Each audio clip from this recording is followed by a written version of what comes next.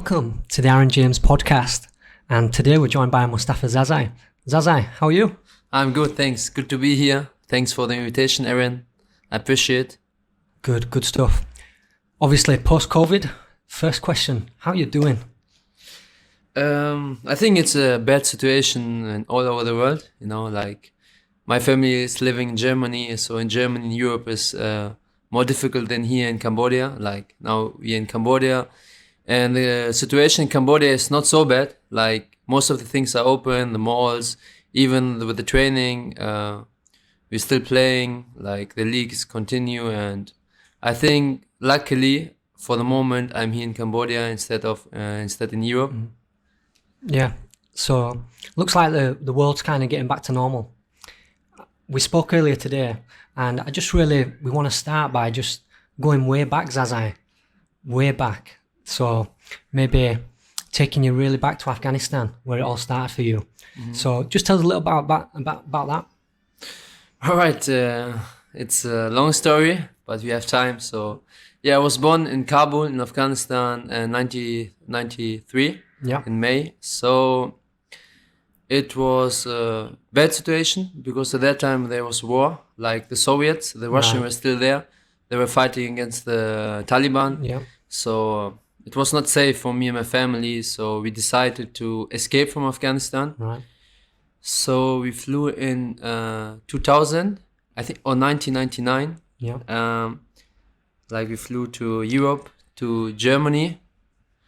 And because my uncles, like two uncles of my family, they flew like a few years before to Germany. So because of that, we get the connection. So, but it was really hard because I have six siblings, like 3 brothers and 3 sisters. I'm the second youngest.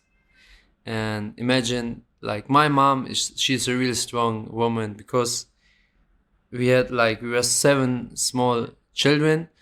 I was at that time 6. My oldest sister, she was 12, and then only my mom. And then you have to think like from Afghanistan all the way to Germany is a long way, and always So because I've never been to Afghanistan, give me a kind of a picture of what's the kind of the terrain like, what's the living like.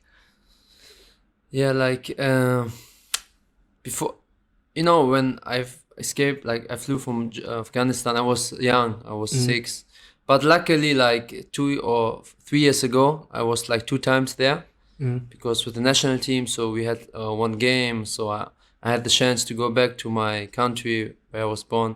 So it was nice, but still, like it's not safe. Like so Kabul is a rural place, or is it a city? Yeah, Kabul is the capital of Afghanistan, and all the government and everything is there, and Kabul is one of the dangerous cities in the world because still the Americans there, the soldiers, and the Taliban's like they're still there, they're hiding, and sometimes there's some explosion because they're against the Americans, they're against the Western world, so they want to take the life of them. So many normal citizens they die. Yeah. So you're 6-7 years old. You're in Afghanistan. Can you remember that time when kind of all your family kind of packed up all the things? What did that kind of feel like?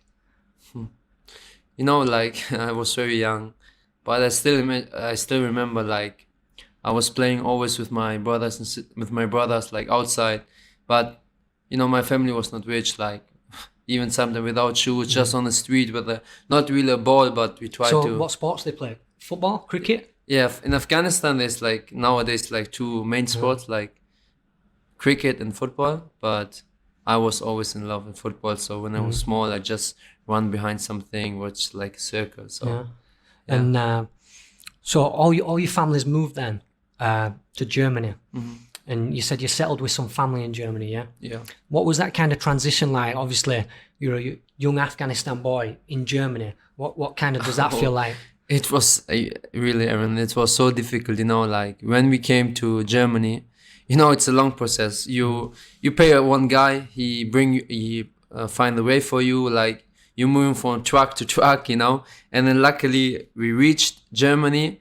And imagine I was only with my young brothers and sisters and my mom, and this stupid guy, he just left us somewhere in Germany. We didn't even know, because the idea was he bring us to Hamburg. So you're going there illegal, yeah? Yeah, You yeah. tell me, yeah. The idea was he bring us to Hamburg because my uncle was living there. But this guy, he just brought us to the border of Czech Republic. Yeah. So we didn't know, like, even like nobody of us speak any English or German. My mom, nothing. He just left us there at the Autobahn. It's like the highway. Yeah. Like, here you're in Germany and let's go. Can you remember being in the truck? It was like, I was young, but still I have some memories. Like the truck was full. I was just with my young brothers. I don't know and what sisters. it's like in England. Obviously, they're all coming over from France.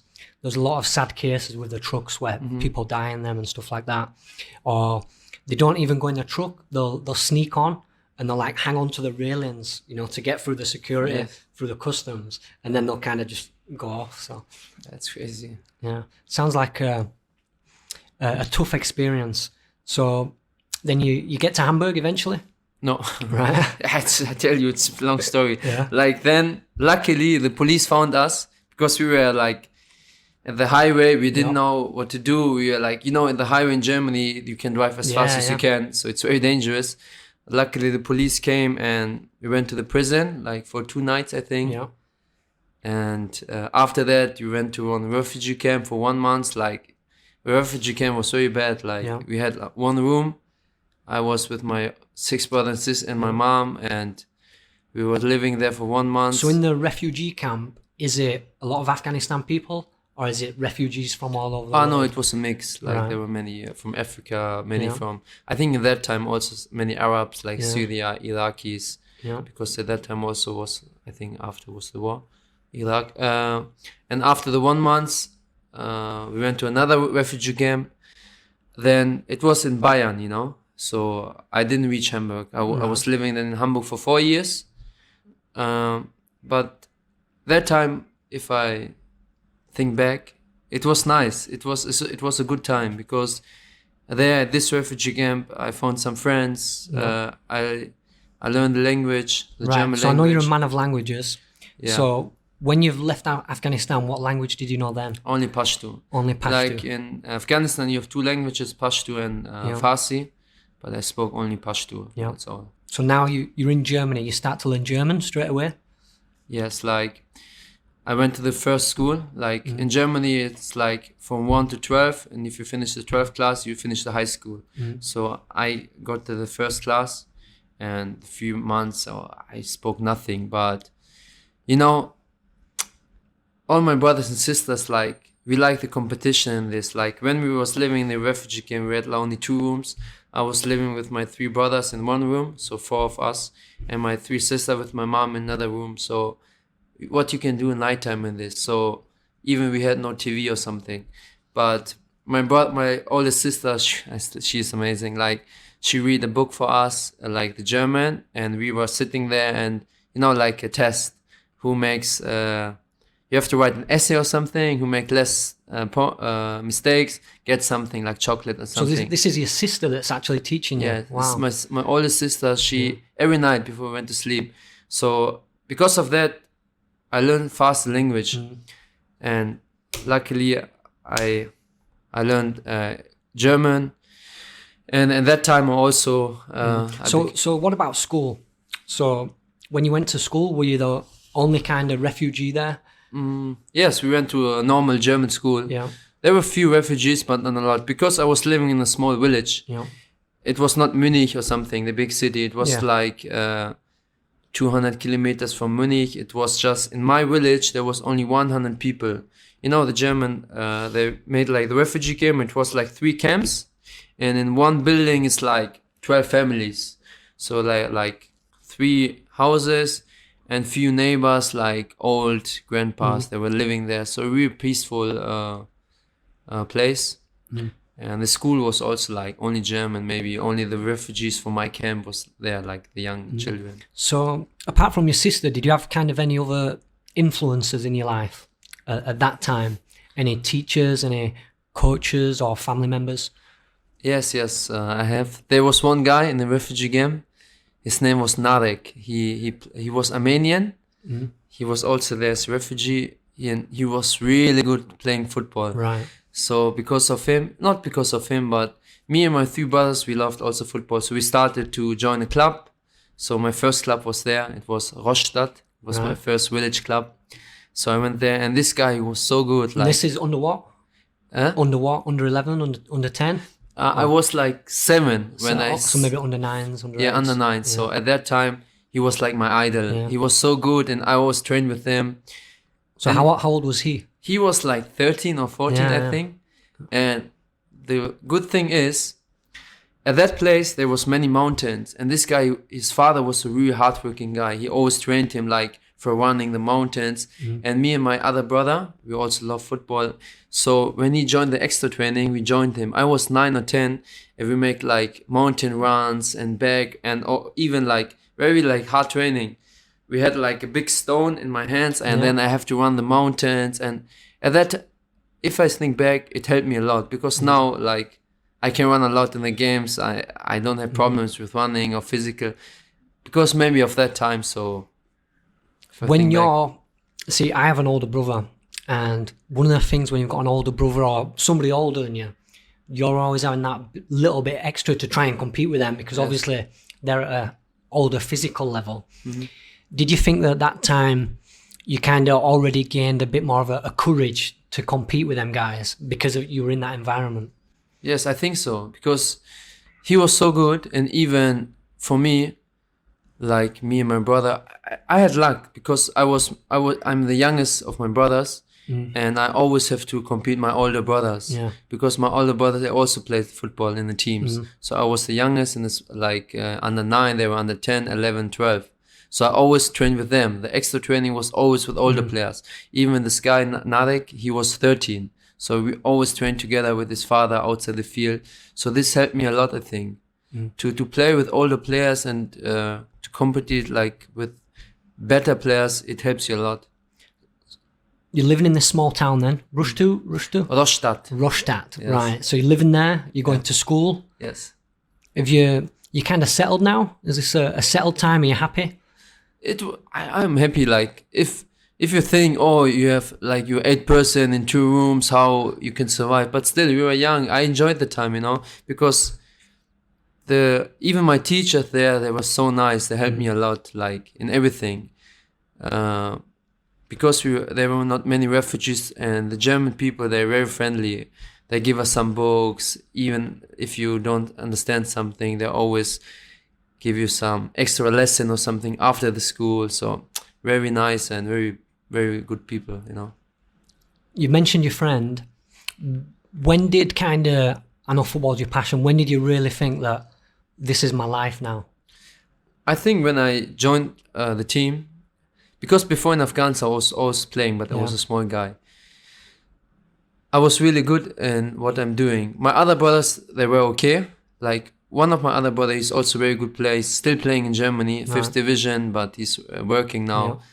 But for example, we had the games, and at that time we won like 10-0. I scored 7 goals, like in every game. Like in one season I had like 100 goals. And so my family saw, okay, I'm really good in football. So I pushed myself. They also pushed me. My brothers pushed me. So you're quite academic though. So you're still doing good in school at this time? Nowadays? No. So when you're younger, you're still doing good in school? The funny thing is, like, when I came there, I spoke no German, nothing. But when I finished the primary school, because after the 4th class, you finish primary school, I was the best student in my class. Wow. Like, in Germany, it's the system, you have the subjects to 1 to 6. Yeah. 6 is the worst, 1 is the best. I had like 1.2. I had only in music and art 2, and all the other subjects I had like 1. Any subject that was your favorite? Yeah, of course, like sport or mathematics. Like. Oh, you like maths? Yeah, I like math. Oh, so.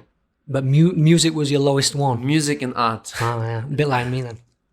I won't tell you what my art teacher said, but to put it a nice way, she said you may as well pull your pants down and do something on the paper because it would look better than my actual artwork. That's what she actually said to me. So funny teacher. She was a bit crazy. So you've picked up your football now. When did it get serious in the German clubs? start kind of getting an interest in you? Yes, like my first team was Rostock. Right. I did very well, and then another big team, like there was like a small city, not big city, but near our village. We played against them. We won. I scored like 3 goals or something, and at that time it was 2003 or 2002. I think I played 2 years in this village team, and then they talked to my brother, because my oldest brother, he was always like my agent or something, you know. Then he talked to him that they want to sign me and they want to take care, because it was like 20 kilometers from my village. So I went there, and like for every training, the coach, he came to my house, picked me up like 20 kilometers, bring me to the training and back. So I signed to this team, and I played 2 years there. Yeah. And then it was the next move.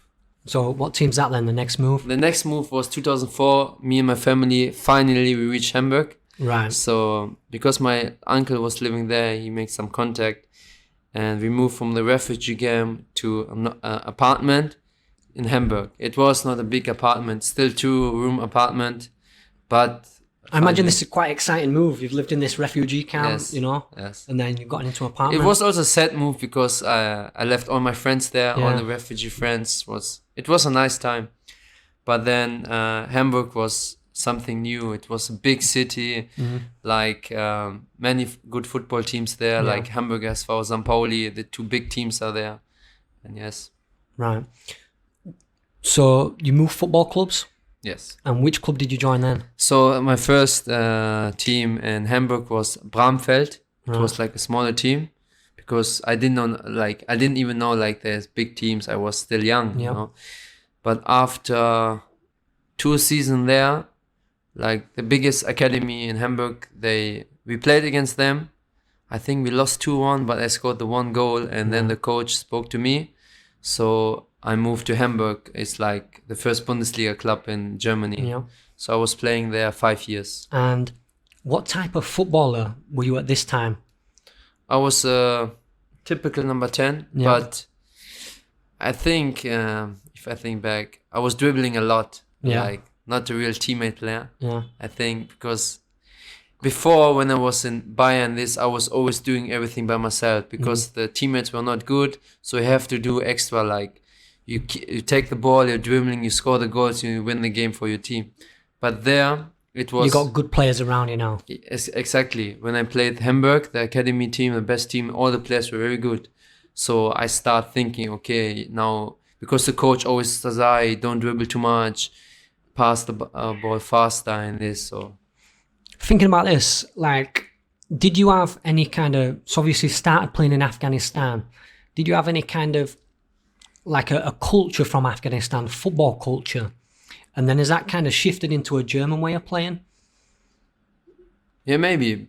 Because the German way is like the tactical and, like I said, teammate playing and follow the tactical rules of the coach. But for Afghanistan, like, I have to fight for everything. What I had, like, coming to the refugee camp, flew from there, and always fighting for everything. Like, even in the school, to become the best student in the school. So even that time, when I joined them, there were so many good teammates. I was thinking, okay, now I have to be better than them, because you can't get professional contract if you are same like them. Especially in Germany, if you're a refugee, to be honest, a guy, immigrant, like if the coach can choose one of the German or you, even you are German citizen also now, but he will choose a German. It's a fact, you know. It's tough. The Hamburg Academy, what was the training like at that time? You go after school or? Yes, I went to the school, normal, at that time, I was in a 7 or 8 class. Yep. So the school was until 3 or 4. Then the training was like around 6, 4 times per week. So I went home, I took my football bag, went to with the train to the football training. I came back home at 10. Then next morning, 6 o'clock, wake up again. Like every day was the same day. You're starting to get into kind of an elite level now in football. Is there any notable players that you came across that are still playing now? Yes, when I was in Hamburg, I'm 93. Yeah. Son was there, he's 92. Right. At that time, he came with 3 other Koreans to Hamburg, to our academy.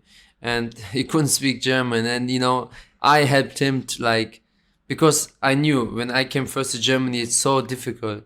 So he was very nice, friendly guy, but you can see he was very talented. Yeah. So he was under 17, I was under 16, and we was always training together, or sometimes after the training we hang out together.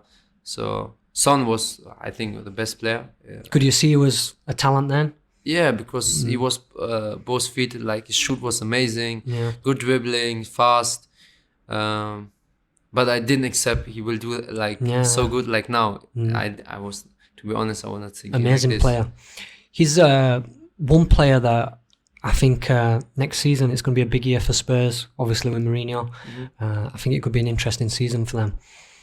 So when does that time come now when you're looking at being a professional?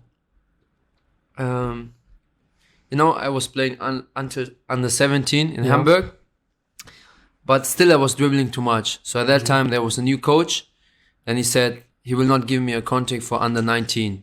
So I have to move from. So how did he tell you that? Oh, it was very tough, because he was always playing with good players, and then the new coach, I don't know, he didn't like my playing style. And that time, the guy who was also playing on 10, he was the captain of our team. And later on, he got also a professional contract for Hamburg, the first team. But then he did well, and now he's playing somewhere else, smaller teams. Yeah, he told me I'm dribbling too much, and he thinks I can't fit with the team. So how did that make you feel?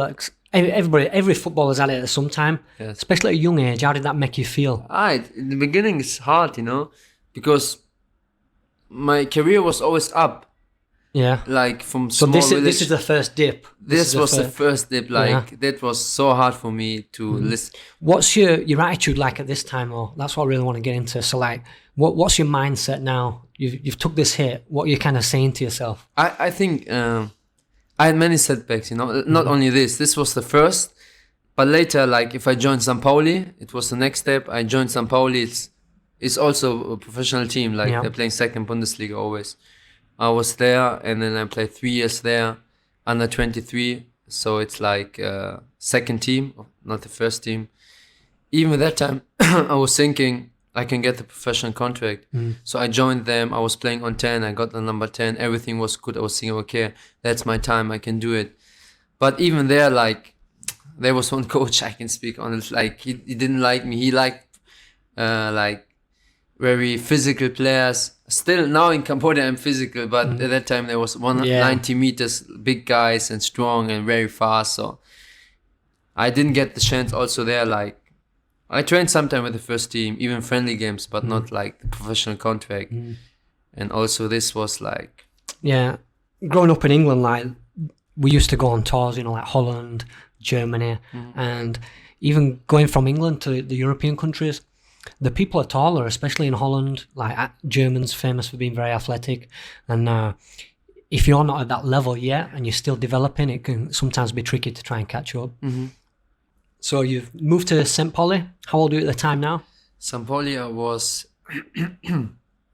19. Right. What's you got football's going good, joined a new team. How's your personal life at this time? Still in education as well? I finished the high school. It's in Germany it's called Abitur. It's the highest high school what you can finish as a student. I did well. I finished it, and now my focus was just on football. I could study my other brother.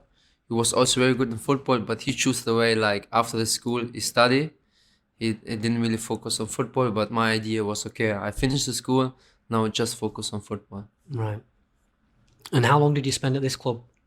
I was in St. Pauli, it's under 23. It's the second team of St. Pauli, and St. Pauli is also a big team in Germany. And I was 3 years there, but 3 years under 23. I didn't get the chance for the first team, professional team. Right. So you move on again? Yes, I moved again because I was there 3 years. I was thinking, okay, I could stay there because I was a good player, but I was thinking, okay, you have to move because you're 3 years here. You don't really get the chance for the first team, so you lose your time. So I was already 23, Yep. and then I moved. So which club do you join now? So at that time, I was thinking, okay, the next step is Asia. Yep. Because at the same time, when I was playing in St. Pauli, I got the national team call up for Yep. Afghanistan. Ah, right. Because I have two nationalities, like German and Afghan. Yep. And when I joined St. Pauli, the national team coach like found me. I don't know, maybe he saw my games or something. He called me, he invited me to a camp. It was in Qatar in Right. 2013. I went there, there were like 50 players. And from these 50 players, it was a trial. He just chose 2 players. Right. Me and one left back from, now he's playing in the 3rd Bundesliga of Germany. Right. Very good player. Yeah, because I didn't realise Afghanistan footballers, there's quite a lot playing all around the world. Yes. Yeah. So the ones at that trial, where did they come from? From everywhere. Like there were 4 or 5 from America, Yeah. 1, 2 from Canada, 5 from Australia, like really from everywhere. But the most were from Europe. Right. And yeah, luckily I got the spot. So this is the first call up to the national team. First call up. So who was your first game against for the national team? The first game was like, that was 2013, September, but this was a trial, like 2 weeks trial. Yeah. After this trial, he chose me and the left back. And 2014 was a tournament. Yeah. And this was my first game. Right. Who's the debut against? The first game I was playing in the tournament and was in Maldives. Yeah. Challenge Cup was against, let me think, it was Laos. Right. Laos, yes. When you're in England, I don't know if you know, they get a little cap, a baseball cap, when you make a national appearance, and it's quite like historic. What do you get anything like in Afghanistan when you make an appearance? No, nothing. Right. What about your family? How they feel? Obviously, you got called up to the national team. I think they were very proud. Yeah. Especially my mom, my brothers. Yeah. Because it's a big thing to play for your national, like for your country. Yeah. I was born there. We went to Germany, but still I'm Afghan inside my heart, you know. So for me also it was a very proud moment. And now I got like 27 or 29 games for the national team. Did you know the national anthem? Yeah, of course. Yeah. Luckily it's in Pashto. Right. So it was easy for me to learn. Good stuff. So first game in Maldives, and how did that competition go? It was good. We finished 3rd. Yeah. We lost a semi-final against Palestine. Right. And and Palestine also won this cup. It was a challenge cup. And yeah, also was a nice tournament. I played most of the games, so it was good for me also. So round about this time, you're planning your move to Asia, Mm-hmm. and you move now to Asia. Which team do you join? No, at that time, like when I went to the national team, I had one player of my national team. He was playing in Thailand. Yeah. So he told me about Thailand. Right. Before I never think about Asia, you know, like especially Southeast Asia, like Thailand, Cambodia, Malaysia. I just knew some information from the internet or TV. I didn't even know they have a football league, you know, at that time. Because I was just focused in Germany and Europe. I was thinking, okay, maybe I can make next step like somewhere in Smaller Europe. country, like I know a lot of the German players maybe go Poland Or Holland or Poland, something. Yeah. But my friend told me really good stuff about Thailand. Yeah. So after St. Pauli, I was thinking, okay. So I went to one trial. Like I finished my contract. I told the coach it was a winter break after the first leg. Because in Thailand, the season starts in January. It's different to Europe. So I told the coach, okay, coach, I want to finish my contract. I think I will not play for the first team, or you don't give me a real chance. Please resign my contract, finish my contract. So I went to Thailand by myself. I just took my bag. I was thinking, okay, let's go. I went there to Bangkok. You had a club lined up, or Yeah, I had my friend who was playing there. He gave me one agent's number. right? So I went to one team. But you're not signed yet. Nothing. Ah, right. So Yeah, you're taking a risk at this time. I took a risk, you know. Right. So I went there. It was the first division team. Yeah. Navy FC. Yeah. It was a good team. I did well. Just going back to that, what's kind of like your mindset?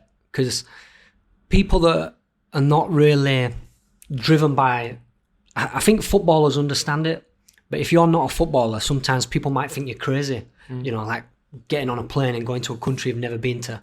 Yes. So I understand it, but a lot of people don't. Like, what was your mindset at that time? Like, were you prepared to fail? Yes, I didn't tell to my friends or Yeah. something. Only my family, of Right. course, but not only one or two really close friends, and they support me. Said, Yeah. okay, if you really want to do this, do it. Why not? You're still young. You're 24. Why not? Yeah. So that's why it was okay.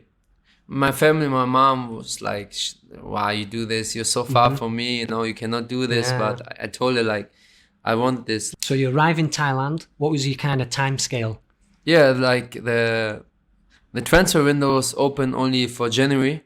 So I was thinking, okay, I have 1 month's time to find a team and sign somewhere.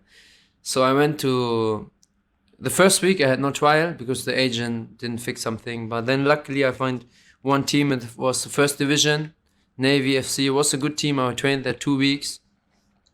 And the coach wanted to sign me. He liked how I played and everything, my story, German and national team player. Because in Asia, they can only sign 4 players, and one of the players have to be Asia. Yeah. So I am Asia because I can play with my Afghan passport. Yeah. So he wanted to sign me as an Asia spot.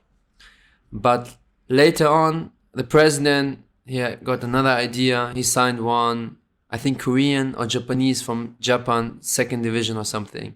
And he didn't sign me. The coach said, I want to sign you, right. but so another setback. and I went back to Germany. I didn't sign. Oh, you went back. I went back. Wow. So I didn't sign. And then I was 6 months without team because I finished my contract with Sampoli. Just going back to Thailand, obviously you'd never been to Asia before. What's your first impressions of Thailand? Was totally different to Yeah. Germany. It's like so many cars and traffic is crazy, and even the football is different. But I love the football there because it was more technical. I think more based for me, the way how I play. So I was thinking, okay, that's your next move. So even I didn't get signed, I was thinking I will come back. It was only one trial, and I'm sure I will sign there. So I went back to Germany. So this 6 months in Germany, how did you spend your time then? I was without team because the transfer window in Germany was closed. Right. So I was just training by myself. Like I trained in the morning. You do any other jobs for money? Yeah. Yeah. What did you do? Like it's also funny. Like I have to make some money. Yeah. So my friend. We've all been there. We've Yeah. all been there. My friend, I can tell. My friend, he got like a pizza shop. Ah, right. It was like illegal. Like I was like the pizza driver for him, you know. It was funny. Like he gave me his car, and I was training in the morning time and afternoon, like 2-3 times a week. I was driving for him, make some extra money. Yeah. Otherwise, it would be boring, you know. Yeah. So So if it doesn't work out in Cambodia, pizza shop. yes, that's the plan. You plan now to go back to Thailand then? You've had the 6 Yes. months working. Yes. So you get in touch with the same club or is it a different club? No, different club. The Right. agent fixed something else. I went back. There was also like, it's crazy. In Asia, it's so crazy. Like, I went to one team was 2nd division. They're also like, I almost signed, but I didn't sign. And in Thailand, sometimes the trials, like the 24 players, it's one game. You just get like 10 minutes, 15 minutes to play, and you have to show. Yeah. Sometimes in football, Aaron, 15 minutes don't even touch the ball. Yeah. If you're a winger, okay, if you're center midfield, you can touch the balls. But if you're a winger, at that time I was playing winger because the coach needed a winger. I said I'm a winger. So I did well. After the first day, it was 24 players. He select only 12 players. The next only 5 players. I was one of the 5 players at the end after 1 week. But later, crazy. The coach gets sacked, like without any reason. He said, I'm out for tomorrow. A new coach is coming because a new company is coming there to sponsor the team. And this new company bringing their own players, their own coaching staff and everything. So again, I didn't sign there. But I was thinking, okay, then there was one team, 3rd division Thailand. They were really interested in me. Like, I was thinking, okay, it was almost end of the transfer window. I was thinking, okay, you go back to Germany. What's this team called? The 3rd division was Chang Sao. It was just 50 minutes from Bangkok. Yeah. I was thinking, okay, you go back or fuck it, you sign there, you do well, and you can show yourself. So I said, okay, I will sign there. So I signed with the 3rd division there. It was my first team in Asia. Was 3rd division, it's also professional, but it's the third division. Yeah. You know? I kind of like that, and what I really like about what you've done there is you're kind of at the bottom of the mountain, and you've got signed, so now you've got to climb a little. Yes. You know, you're at the bottom of the pyramid, Yes. but you can see the top now. Yes. You're professional. You're playing in the leagues. You can see the top. So you start the season there. In Asia it goes so good, like everything until now is really, really good for me, because I was there only 3 months. I signed for 1 year. After 3 months, another team of this competition they were third in the league. They wanted to promote for the second division. After 3 months, he called me and said, Zazai, I want to sign you. I had no agent in that time, because with the third division I signed by myself. So I did well. After the first leg, I changed the team again to the better one. There, it was so close. We was fighting for the championship, but one of the, I think, last 2 games we lost, and we finished the season third. And the first one and second, they promote for the second division. So after that, the first year in Thailand was finished. I made the climb, like from a normal team to a good team. And this team is now playing for the second division in Thailand, Prayer United. They're doing well now. Yeah, obviously when we went to Thailand, I was kind of really impressed. The level there, the players, the stadiums. It's a really good football culture to be a part of. What kind of memories do you have at that time? So the fans in Thailand, what were they like? Yeah, like totally different to Germany. Yeah. Because like they're supporting both clubs. Even if you're losing, they're cheering you. So it's totally different. In Germany, like you have hooligans. If you play bad, they maybe punch you. They throw something to you. But they're like, even if you lost, they came, want to make picture of you. Like it was totally different. But I like it. Very nice people also in Thailand. So next club. So I finished in Thailand. I was thinking, okay, the next step is better, second division or first division. Yeah. So did you set yourself a target? Yes. Yeah. Like I told myself, I will not sign for third division again. Right. Second division or first, otherwise I go back to Did you feel like you'd prove yourself at that level? Yes, I did well. Like even the first team, I played very good. I scored 7-8 goals in 10 games as a midfielder. Then another team also I did well. I could stay there. They give me one more offer, but I told them it's time for me to move because I didn't come here for. So obviously, similar to myself, being a footballer, you kind of, when you keep playing football, you kind of see the friends that you play with, and they're going through the struggle as well. They start to drop out. So some of your friends, like, they might leave football, they're having the same struggle, can't get a club, can't just quite make enough money to be a professional, and they drop out, they go maybe start a family, do something different.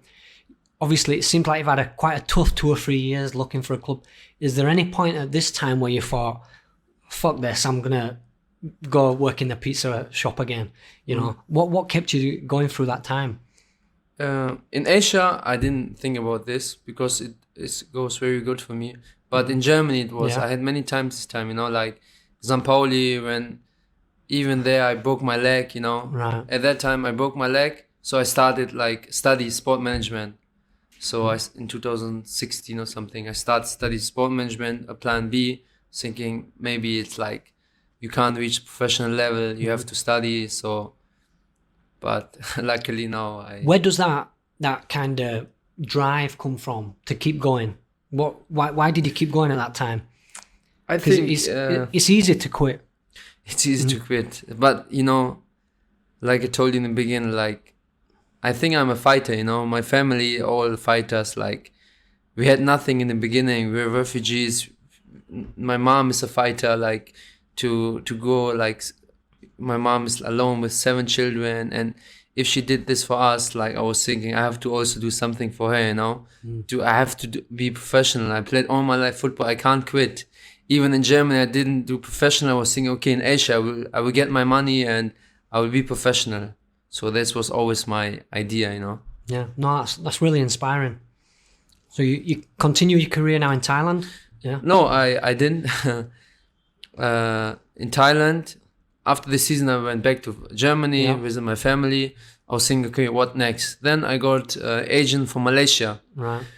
I went to Malaysia. I had one trial with a Malaysian team, and the coach was luckily German. Right. So he signed me. I was playing in Malaysia. Right. And what team's this? It was Kelantan FA. Right. It's a big team in Malaysia. There was before one of the best teams in Malaysia. But this was second division Malaysia. It was a very nice experience. Yeah. And what do you think, because not everybody has the opportunity to travel, what do you think that's brought to your life during this time? Obviously, from Afghanistan, been to Germany, spent a lot of time then in Asia. What has this kind of brought to your personality or your kind of mindset? I think it helped me a lot. Before, when I was in Germany, I was around my family, my older brothers or my friends. When I came to Asia, I was always alone, Like everything you have to do by myself, like booking the hotels, going for the trials, sometimes find agents, find the teams. So it helped me to go and to become a man, Not like the mindset of a young boy who was playing for the second team in Zampoli. Now I have to think about my future, about to handle everything by myself. So it's different, And you got some responsibility. Yes, for sure. What's Malaysia different to Thailand? Different vibe? You got a German coach now. Yeah, it was good. It was very good for me. I played every game. I did well. But again, one setback. Like my team got financial problems. Yep. They didn't pay our salary. Right. So I just finished the first leg. And then I have to leave the team again because they didn't pay us 3 months salary for all the players. All the foreign players just left. 2 of them, Brazil, went to Indonesia. I went to Cambodia. And my other friend, he went back to Brazil. So you're at this team, you've had the money's been cut. I think a lot of people don't realise that, when you think of a professional footballer, you think about maybe Ronaldo, the guys at the top. Yeah. Like, people don't always understand the struggle that kind of going on at that time, like moving from club to club, having your money cut, living in different places, taking those risks. When you've had your money cut, what are your kind of aspirations at that time? Are you thinking maybe this is time now to just get a normal job? After Malaysia? Yeah. Yes, like my family, I spoke to them when I was there. They said, 4 months no salary, just come back, you can finish your studying and you can still play here, like not professional, like amateur, makes your money there. I said, no, like I'm still here. I did well because I was starting there. I'm now here. I don't get the money, but I went to FIFA because as a football player, like if you don't get your money, you can go to FIFA and the FIFA will fight for you. And luckily, I got all my money from them. Like, that's really good. I got all my salary, so it's okay. Yeah, people don't always realise that back home in England, I don't know what you have in Germany, we have the PFA, and they really do some fantastic work. That if you get a leg break, it's like a players' union. So if you get a leg break, maybe you have some other problems, gambling, drink, you can go to the PFA and they're always there to help you. Okay. And anybody in England that's ever been a professional footballer, so even if you like at level 5 and you become a professional, you automatically become a member of the PFA. Wow. And a percentage of your salary goes into that. And then there's kind of a pot of money that they can use to help every footballer and after their careers as well. So, FIFA gets a lot of stick, but it's good that they look after, players like yourself like that. So then to Cambodia? Yes, then to Cambodia, Pump and Crown was the first team. I went there for 2 days trial. I did well. They signed me. It's a short story. I signed there. I played the second leg because I just played the first leg in Malaysia. The second leg was in Cambodia. And yes, was very good time. Cambodia also a very beautiful country, peaceful people, nice, kind people. Even the football is growing. In 2015, I came with the national team to Cambodia. It was totally different. There was only 1-2 stadium, the national stadium. Now most of the teams have their own stadium. The football is developing. So during the past couple of years, you've played for the national team. Yes. How many appearances? I think 29 now. Right. And any back home in Afghanistan? 2. 2? That's why it was amazing for me. 2018, first time after 18 years back to Afghanistan, Kabul as a national team player.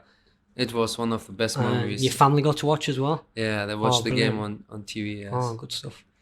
And that was in Kabul again? It was in Kabul against Palestine, Right. but it was really. How many people watched there? It was full set. I think Yeah. 30,000 or something. 30,000? Yes. Right. What are the fans like in Afghanistan? Chants? Oh, they're also crazy. Yeah? They love football. They love sport. You know, in Afghanistan, like, they have not many entertainment stuff, you know. So if there's like cricket game or football, they go crazy. Like they paint the whole face like with the flags and this. They go in, they're shouting, they're screaming, like similar to Asia, like Cambodian, but a little bit more crazy. First season in Cambodia, Phnom Penh Crown. I've only been here 9 months. Cambodians, they love Facebook. What's your Facebook like? It's crazy. Like if you come to like German Facebook, they don't really use it. But here, like after one day, I got like 4,000 or 5,000 friendship like requests. It's crazy. Yeah. When you're about town, people recognize you? Yes. Nowadays, yes. Like the first month's not.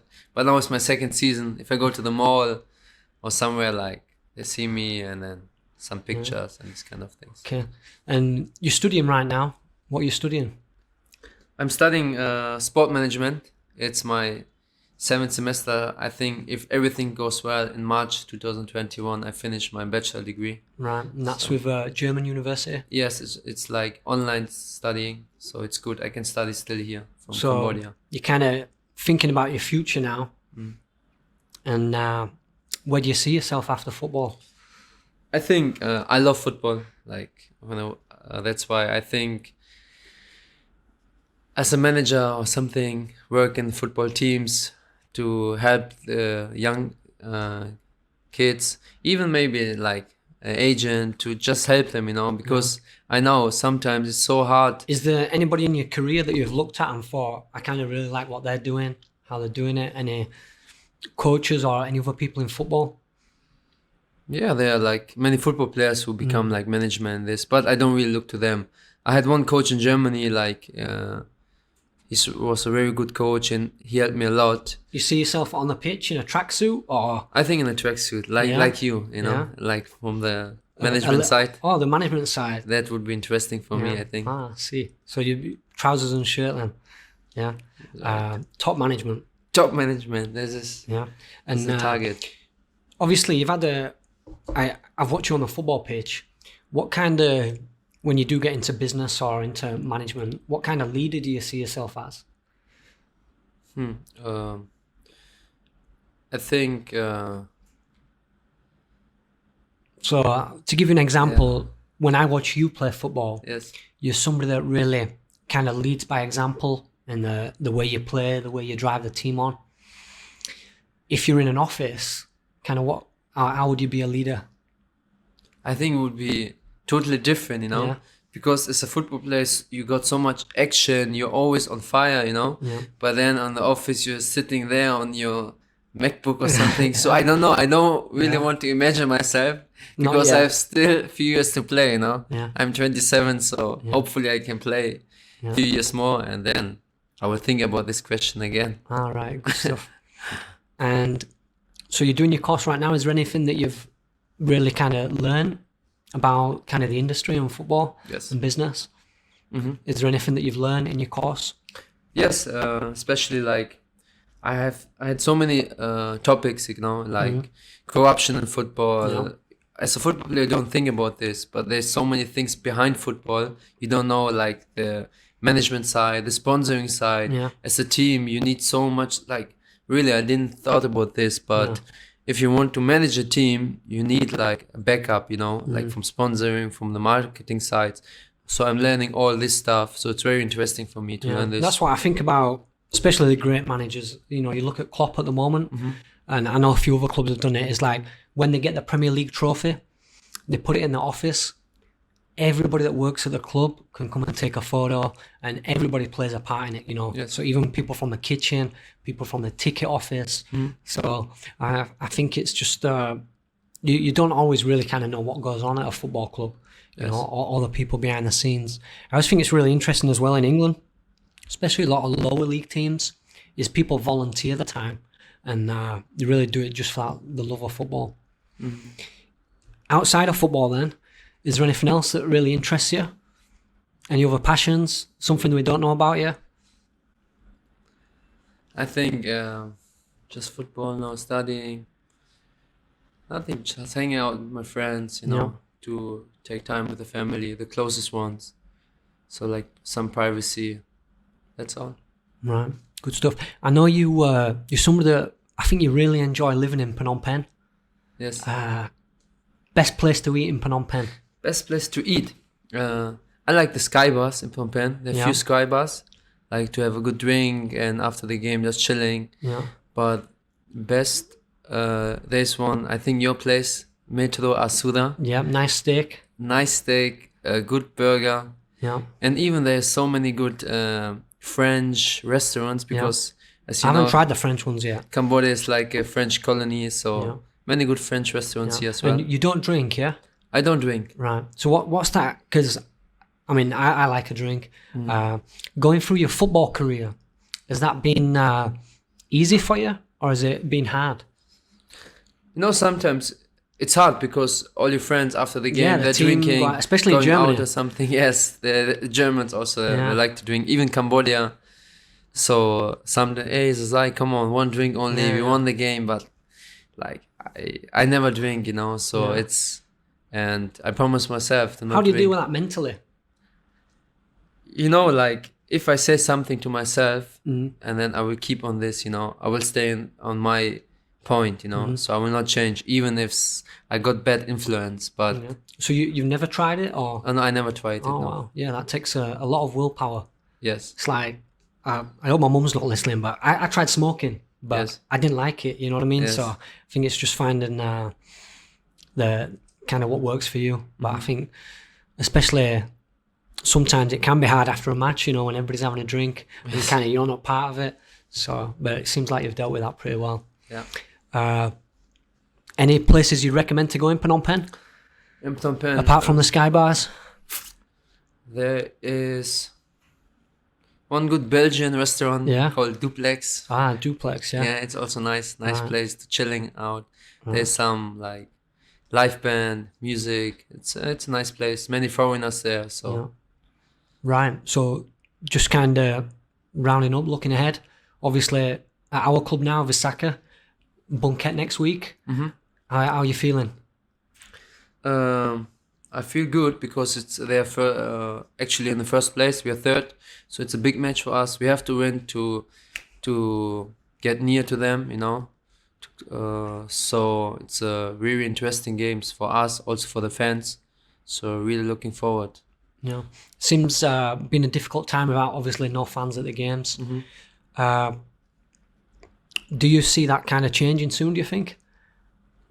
Hopefully, I think this the second leg will finish without the fans. Yeah. But hopefully next year the fans will come, because football without fans is not really joyful. So you don't get the same buzz, do you? It's totally different. Yeah. Even if you always push yourself, go for the games, go for the training, but it's different, because you like to play in front of the spectators, to show yourself, like.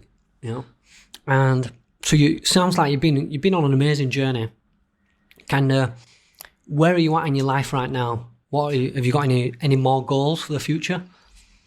Yes, I have still goals. Like I told you, I want to go up. Now I'm playing in the first division in Cambodia. I think the best team in Cambodia, Visakha, is like we have amazing stadium. The infrastructure, it's so good, and even our coach, management, you Colin, you're doing a great job, and I feel very happy right now, but still I have my goals for the future, so, but actually I'm.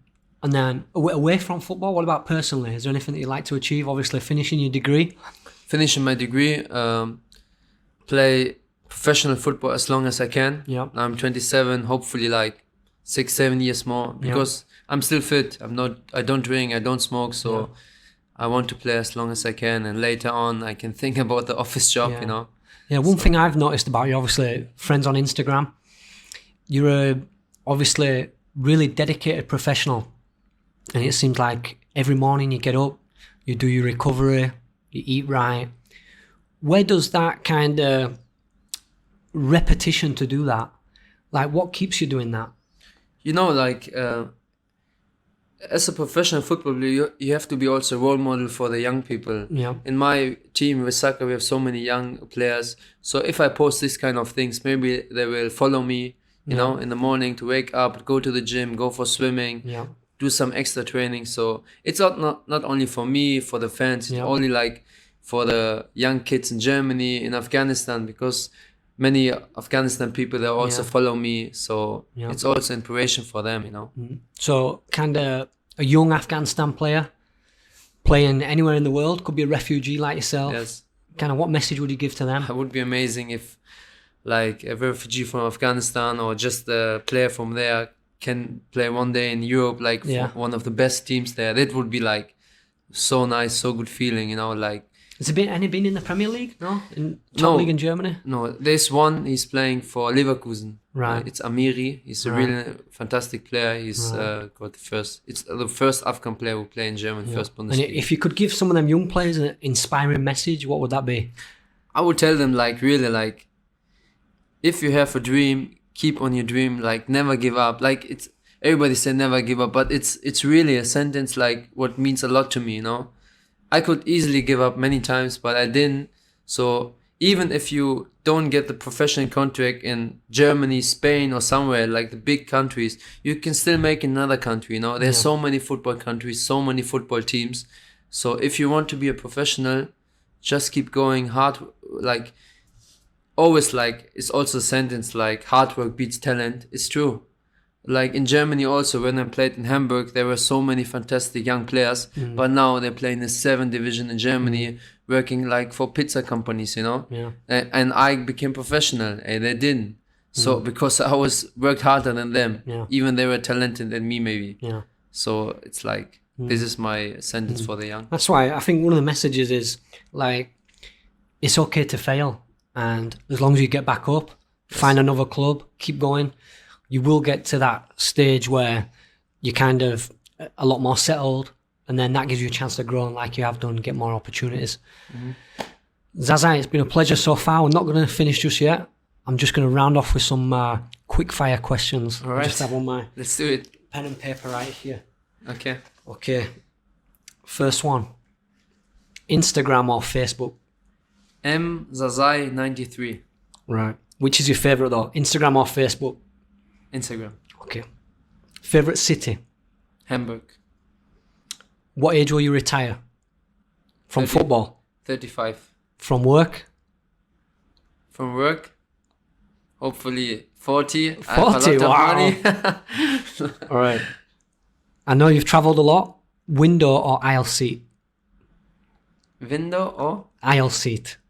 Do you want the seat next to the window or the seat with a next to the aisle, a little bit of Next leg to room? it, because I like to walk a lot. I can't Aisle sleep. seat. Germany or Afghanistan? Germany.